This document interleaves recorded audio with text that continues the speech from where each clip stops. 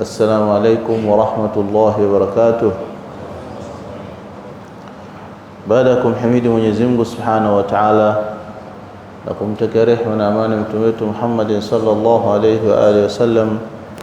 Tunaendelea na kukumbushana masala mbalimbali katika dini yetu, na siku yetu hii ya leo Jumanne huwa tukisomeana masala ya fiqh ala madhhab Shafi'i. Tupo katika kuelezea kafan au takfini mayit, kumvisha sanda maiti. Baada ya kuelezea jana ahkami za takfini kuwa ni 4, kuwa ni 3, na kuelezea haki katika uvishaji wa sanda ambayo ni 4, leo tunaendelea na eneo gani inachukuliwa gharama ya sanda, na pia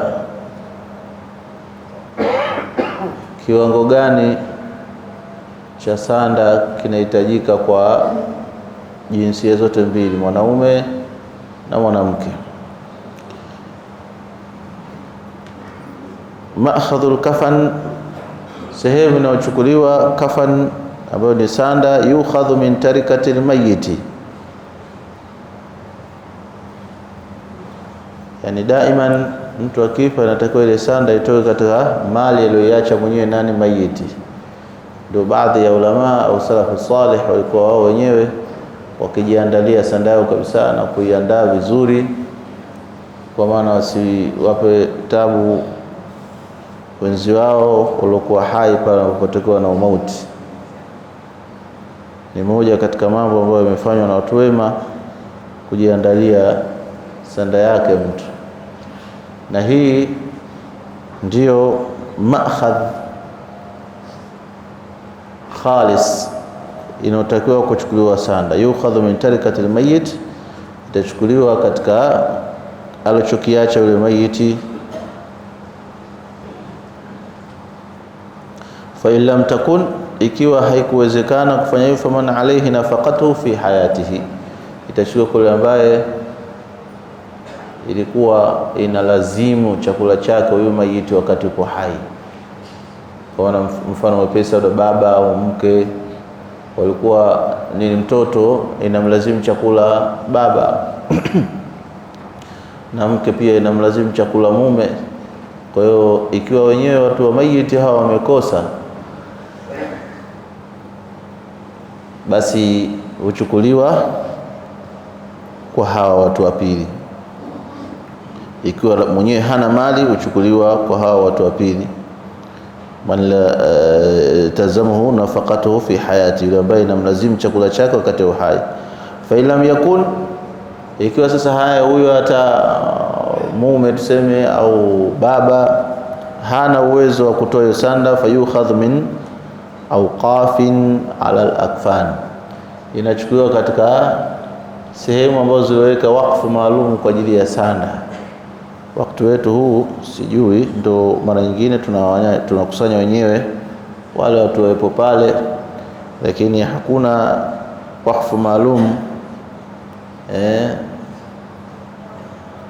umewekwa kwa ajili ya akfani. Lakini inawezekana tasawuri yake ikawa mtu ametaka kufa akasema, bwana, mimi nyumba yangu fulani kila kinachopatikana iwe ni maziko kwa watu wengine. Kama wale ambao wafanya biashara kubwa kubwa, anaweza katika kuunganisha jamii akasema, jamani, kila kitokea maziko hapa mtaani, gari yangu mimi ndio itatumika kwa ajili ya kusafirishia au ya kuzikia au namna hiyo.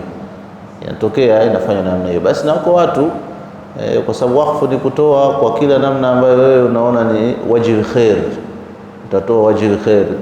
Kwa hiyo wale weka nyumba, wale kadha kwa ajili ya kafani ikipatikana, basi ikiwa hawa mwenyewe hana mali ya kafani yake, ya sanda yake, ndugu na jamaa hawana mali, basi nachukua katika wakfu ambayo ilikuwa imewekwa. Fa illam yakun, ikiwa pia hakuna wakfu wote alioweka jamani, ikitokea maziko watu wachukue sanda sehemu fulani, fa baitul mal, itachukuliwa katika baitul mal. Tunajua baitul mal ilikuwako zamani, jamii au dola ya Kiislamu ilipoanza iliweka hichi kitu, kwa maana kwamba sehemu ya kuangalia wale duni. Waislamu walikuwa na contribute pale, wanapeleka vitu vyao pale, wanapeleka mali zao pale, ili iweze kusaidia kama alikuwa akifanya kulitawalia hilo makhulafa ar-rashidun, kianza Sayyidina Bakr, Umar na wengine waliokuja. Baitul mal ni jambo kubwa, ingawa inajaribiwa wakati wetu kuwekwa baadhi ya taasisi kulisimamia jambo kama hilo la uwepo wa baitul mal, lakini sio jambo jepesi kulitekeleza. Inahitaji strategic na inahitaji kujitoa na inahitaji ukweli. Sasa utakuta hizi baitul mal hazina qualification ile iliyokusudiwa, kwa sababu ni jambo gumu kwa kweli, kuwa hakuna kumili nafsi, hakuna kuangalia kitu kwa ajili ya maslahi, hakuna, ni ngumu wakati kwa kweli kuwepo baitul mal. Lakini ikitokezea ndo hakuna budi uchukuliwa huko. Sasa hivi kuna baitul mal zimeanzishwa kama taasisi za mambo ya ugawaji wa zaka nini. Ala kule hali ma la yudraku kullu la yutraku kullu, kitu ambacho kiwezekana kwa ukamilifu basi kisiachwe kabisa. Lakini ukiangalia ile appearance yake na utekelezaji wake ni sadaqati tu, kwa sababu zaka inajulikana namna gani ilikuwa inahitajika. Ni sadaqati, lakini wenyewe wanaita ni zaka na kwa ismu ya baitul mal. Fa illam yakun fa'alal mayasiril muslimin. Sasa hapo ile tunayoitumia sisi wengi wa Waswahili na baadhi ya jamii ile, sasa watu ikishakuwa kwamba ndo hakuna tena namna, basi walikuwa na wepesi katika Waislamu, wale mayasir walikuwa na wepesi katika Waislamu wata contribute jambo la sanda. Hivi ndio sanda inavyopatikana. Kwa hiyo ilikuwa bora zaidi usiwape tabu watu, jiandalie mwenyewe sanda yako, kwa sababu sanda itakayotoka katika tarikatul mayiti, katika mali ya nani, ya yule mayiti, itoke kama kwa namna tulivyozipanga. Ikiwa hana, basi kwa mtu ambaye analazimika kuwa chakula cha fulani kwa fulani, yule analazimikiwa chakula ndio atakuwa atoe sanda. Kama vile kwenye zakatul fitri, yule anaolazimikiwa chakula ndo atoe zakatul fitri kumtolea yule ambaye anamlazimu. Na sanda ni hivyo hivyo, yule ambaye anakulazimu wewe kumlisha, basi na akifa pia inakulazimu kutoa sanda, kama hali tena ndo aziruhusu. Lakini sasa wakati wetu utakuta tunachanga au tunakusanya, hajajua hali ya maiti na familia yake, hiyo wamejiweza hawajajiweza. Na saa nyingine kwa kutumia loophole ndo tunaona ile nzuri zaidi. Hata mtu kama ana uwezo kidogo atufanye ile sanda, wakati sanda atakuwa yani ile kwa bora zaidi ni kujiandalia mwenyewe, kwa sababu huko barzakhi kuna maisha, na maisha huko unajua tabia ya binadamu tena, sije ukawa unaanza kudai fakiri kwa bwana sanda yenyewe umefanywa msaada huko duniani.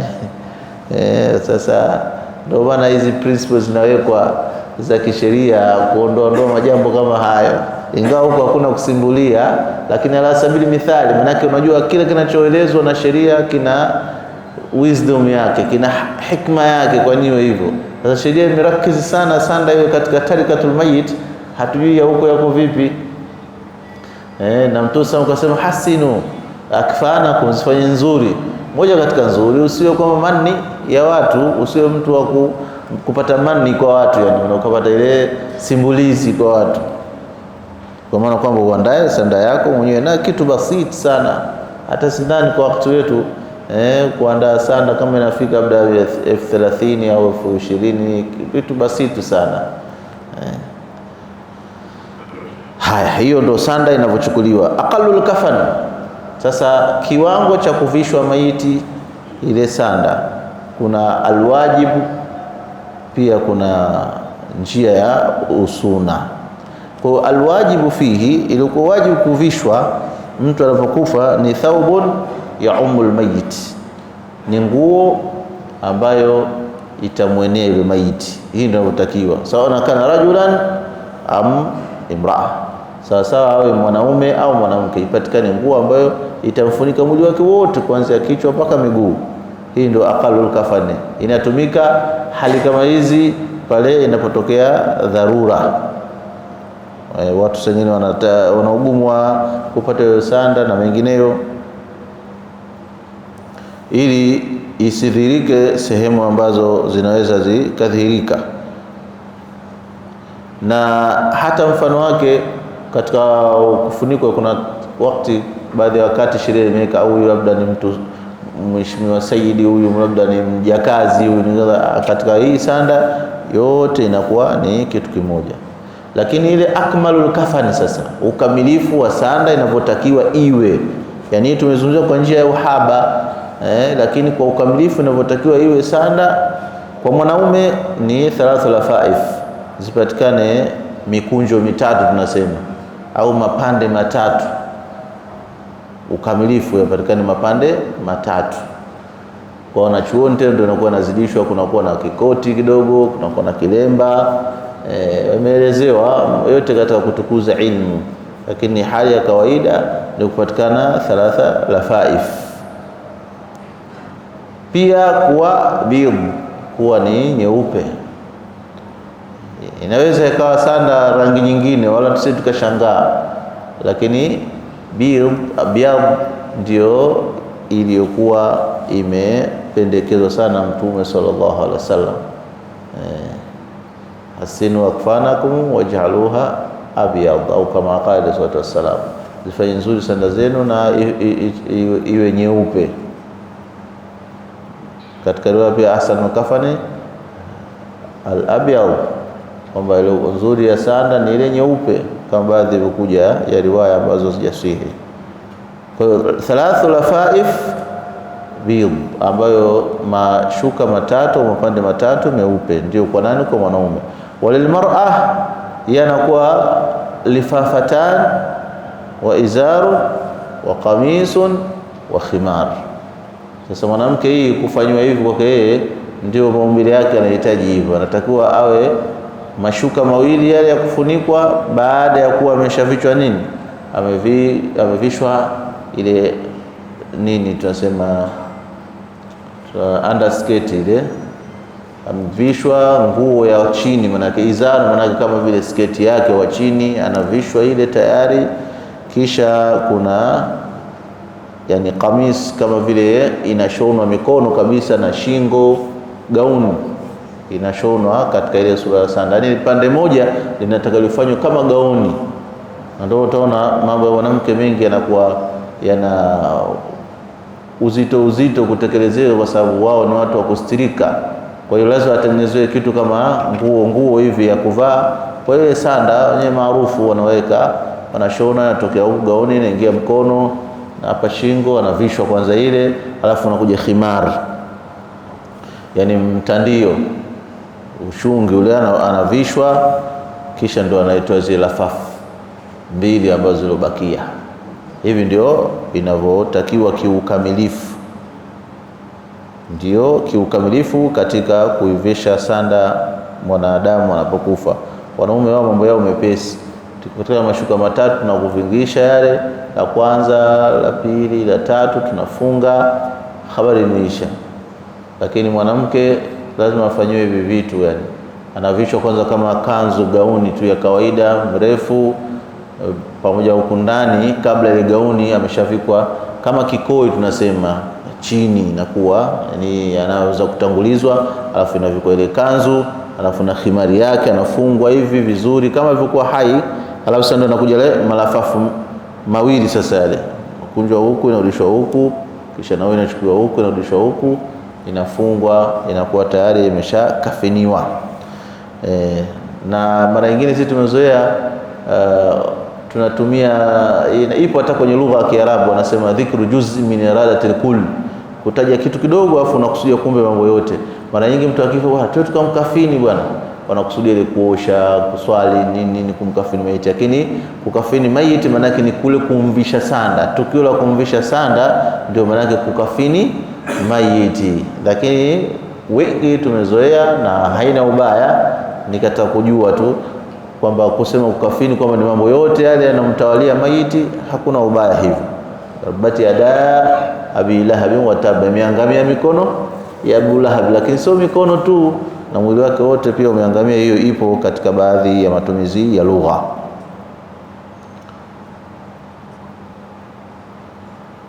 Sasa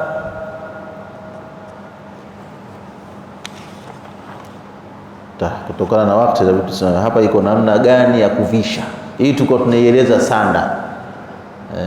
Mwanamke ana hivi, sasa kuna ile sampuli ya kumvisha maiti sanda. Naona kidogo na maelezo marefu, tuwekee hapa inshallah iko ijao. Na ile sanda yenyewe inatakiwa iandaliwe vipi, tuwe vitu gani na ivisho vipi, hilo inshallah Mungu akitujalia wiki ijayo tutaelezea, kwa sababu ina vipengele visopungua takriban 4 na kukatisha kuvieleza inakuwa haifahamiki vizuri. Allahu ta'ala alam. Mwenyezi Mungu atufikie min alladhina yastami'una alqawla fayattabi'una ahsana. Allahu ta'ala alam. Al-Fatiha. Iyyaka na'budu wa iyyaka nasta'in.